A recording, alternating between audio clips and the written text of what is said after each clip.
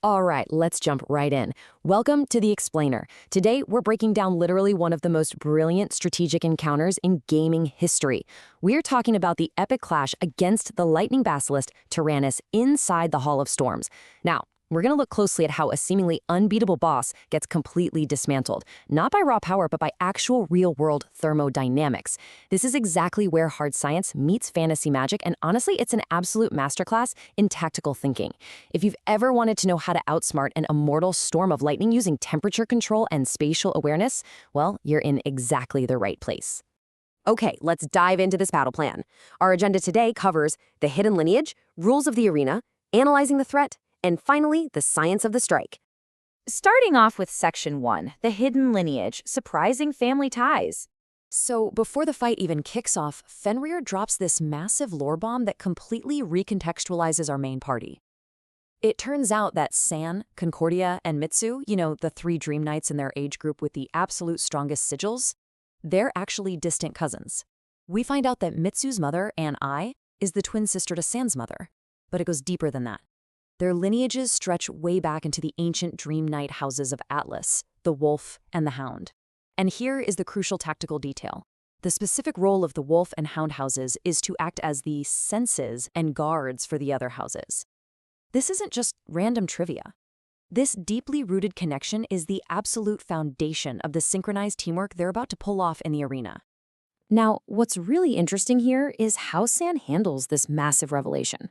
When someone brings up the idea that he and Concordia might have some deep-seated sibling rivalry or feuding family drama, he instantly shuts it down. He just says our rivalry is strictly limited to the world of gaming. It's kind of funny, right? But it's incredibly important for their headspace. It clears the air immediately. There's zero animosity here. They are stepping into a literal life-or-death situation, and their minds are 100% focused on the battle ahead. And that brings us to Section 2, Rules of the Arena, splitting the party. Picture this. Our heroes push open the massive doors to the Hall of Storms, and they are immediately met with a physical manifestation of danger. The battlefield is literally cut right in half. On one side, you have what's called Dad Zone, which is super calm, it's got vegetation, flowing rivers, very peaceful. But right across this massive, surging wall of electricity is the Weaver of Calamity Zone, which is just a raging lightning storm of overwhelming energy.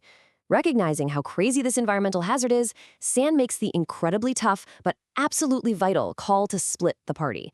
Only those with heavy insulation, specifically the strong earth types, are going forward. Everyone else is staying behind. Now, you might be wondering, why leave a support team behind at all? Why not just send everyone who can survive? Well, San frames the spatial puzzle using a brilliant sports analogy. If the entire team completely crosses over into the Weaver of Calamity zone, they will be fouled. See, in the mechanics of this specific arena, it's just like scoring a goal from outside the throw zone. It simply doesn't count. Your attack gets invalidated. The heroes absolutely need an anchor, at least 1 foot firmly planted in the safe playfield of Dodge zone. The support team basically acts as that anchor. They make sure the primary attackers aren't invalidated and, to use San's exact words, cast into hell. It's just a phenomenal way to solve a massive environmental puzzle before a single punch is even thrown. Let's move to Section 3 and see how this builds. Analyzing the threat, the Libra system readout. Okay, so they've crossed the lightning wall, but the immediate tactical problem they face is a nightmare of positioning. Mitsuki is ready to just unleash her torrential gravitational push to crush the boss right away. But San realizes a critical flaw. The serpent transforms into pure lightning energy and takes to the air. It's moving at blinding speeds. And because it's so mobile and flying directly over their heads, any wide area field spell, like a massive gravity drop, would overlap their own position. If Mitsuki casts it right now, she would immobilize the heroes right alongside the boss. So they have to find a way to safely ground this thing first. To figure out exactly how to do that, San pulls up the Libra system to read the boss's data. And guys, the readout is absolutely terrifying. The boss is Lightning Basilisk Tyrannes. Its primary stat? It is literally listed as immortal. Immortal! It has lethal attacks, like the aerial shockwave, which guarantees a stun on impact. But hidden amidst all those terrifying stats is an alternate, highly surprising weakness: frost. Keep that in the back of your mind because it is the absolute linchpin to surviving this entire encounter. To make matters worse, the basilisk is incredibly arrogant.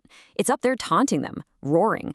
Zhang Beng First Tails exists to siphon the fear present in humans to fuel his strength. Never will I surrender to lowly humans. So the monster is literally feeding on the psychological terror of its opponents. But here's the thing. Our heroes aren't afraid. Actually, scratch that. They aren't just unafraid, they're analytical. And they are about to use the basilisk's own elemental nature right against it. Which leads us perfectly into Section 4, the science of the strike, thermodynamics in action. So the burning question here, or I guess the freezing question, is this. How exactly does frost defeat an immortal storm of lightning? Think about it. You can't just freeze pure electricity in a traditional sense, right? So what is the actual mechanical interaction happening here that makes frost the ultimate counter to an immortal lightning boss? And this brilliantly illustrates the real-world physics that Kieran and San figure out. Lightning doesn't just shoot around randomly. It takes the path of greatest conductivity. Let's look at the step-by-step science they apply here. First, heat agitates atoms in the air, right? Causes them to bounce around rapidly. As these agitated atoms rub together, they exchange electrons, and that triggers ionization.